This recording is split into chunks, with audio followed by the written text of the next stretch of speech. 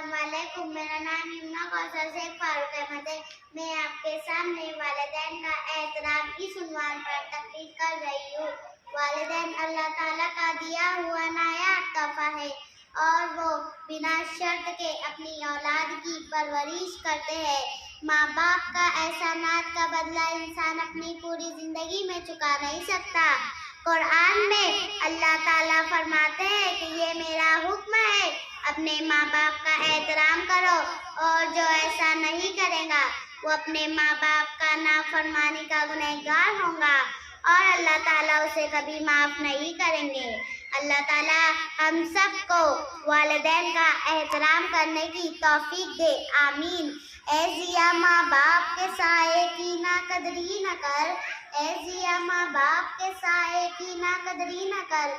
धूप बहुत काटेंगी जब ये शजर कट जाएगा, धूप बहुत काटेंगी जब ये शजर कट जाएगा।